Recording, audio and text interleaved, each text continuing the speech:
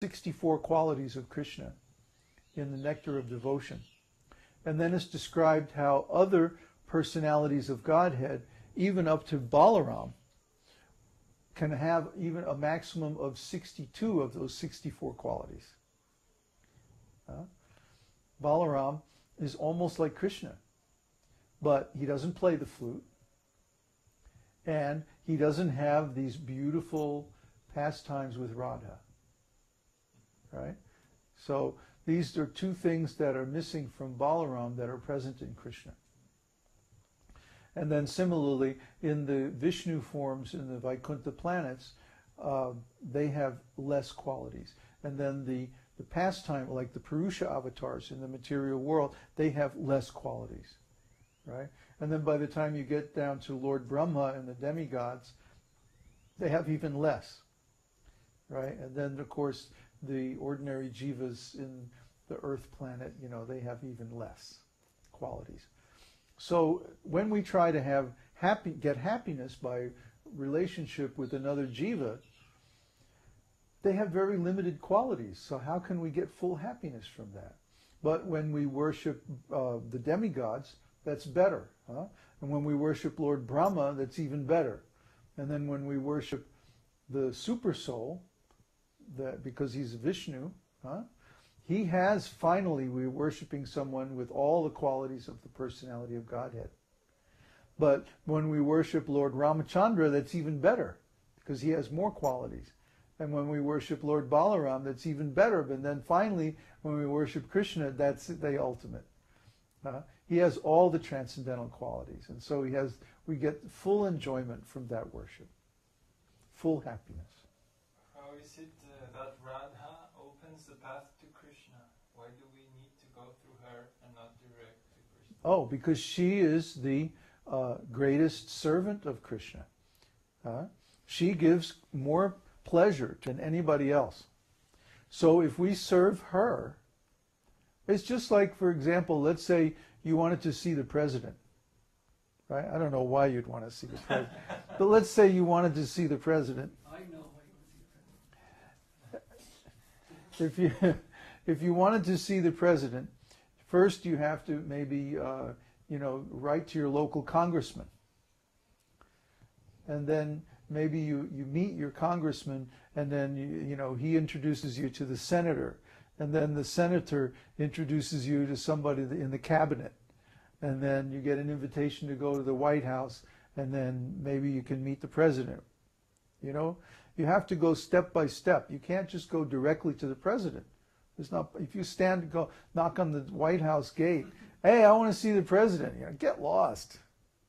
You have to go through some connections higher and higher and higher. So that's what you start with your guru, and then you also develop a relationship with the previous gurus in the parampara, going all the way back to Lord Brahma, and then higher and higher in the spiritual world, and you develop a relationship with Radharani, and that's how you meet Krishna.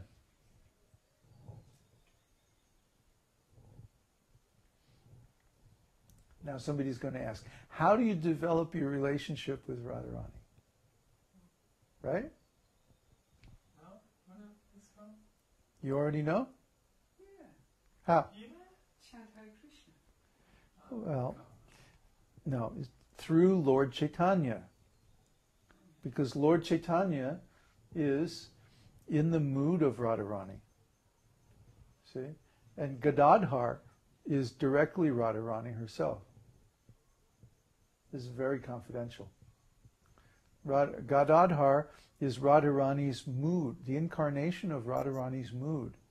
And he's actually teaching Lord Chaitanya how to be like Radharani.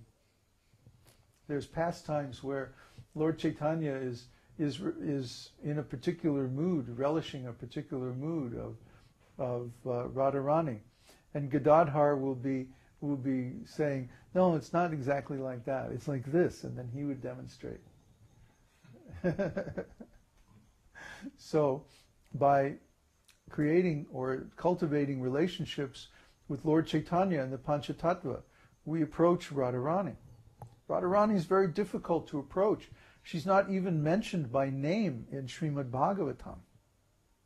It's only because of Lord Chaitanya's mercy we know anything about Radharani at all.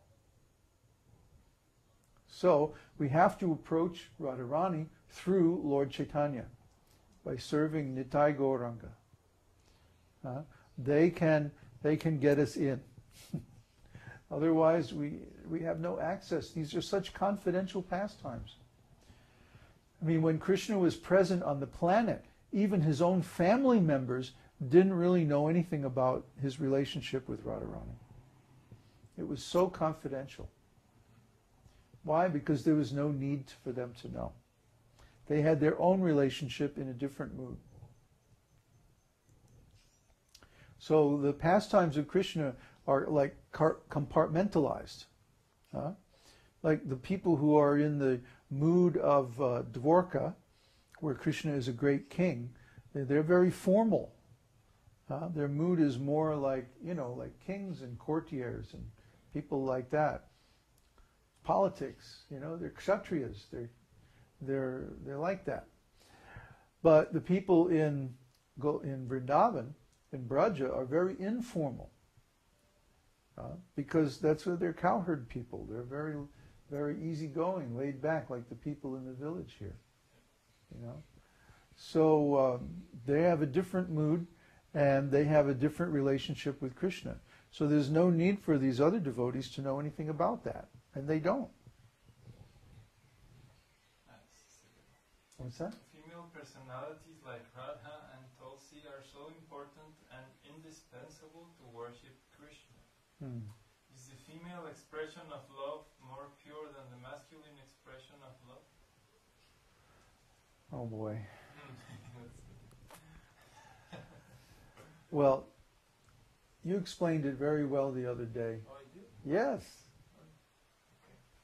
Remember, we were talking about that? Move the camera. I'm going to put him on the spot. Hint. You were saying that in the material world, the female nature is very difficult, and in the spiritual world, why? That's the truth. Come on, explain it. Okay, so we were talking just when I just arrived about female nature and male nature. As we know, between us, we are male. There's no much problems. Everything is very simple, It's like, oh, you wash the dishes, no, you wash them, or whatever. But if there would be more female in this house, for example, we'd have more like, maybe, oh, you offended me. And, like your house. Like my house, yeah. Oh, tricky stuff on the back. So that's because female nature is much more complex, and in the material world, this makes a lot of problems. Normally, it's more problematic than enjoyable. But in the spiritual world, it's the contrary, because it's so changing and so variegated. Krishna enjoys that much more than just simple. You get bored with just simple stuff. so. Well, a good example is that Krishna enjoys his illicit affairs with the gopis more than his married pastimes with the queens of Dwarka. Why is Krishna dancing with other men's wives in the forest? It's more enjoyable. And it's much more complex. Very complex, yeah. Yeah, it makes it very entangled and, difficult. And then, they have to get up early in the morning and sneak back in the house before anybody finds out they're gone. And, it's very difficult. Supreme intelligence to solve. Yeah. But in this world, nobody has that, so it's always a problem. Well, yeah, we're not Krishna.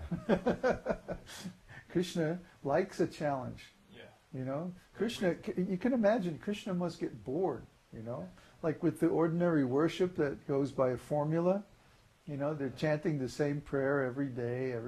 Krishna must be like, don't you know any other prayers? couldn't you make up a prayer? What's wrong with you? You know? And we find when we get into the higher levels of devotional service that it becomes much more spontaneous.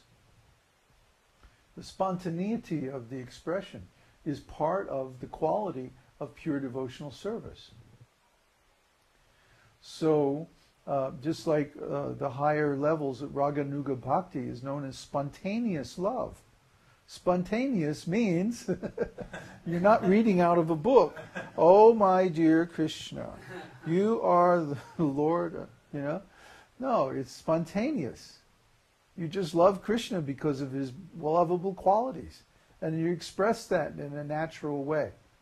And that's spontaneous love. So, when this spontaneous love is expressed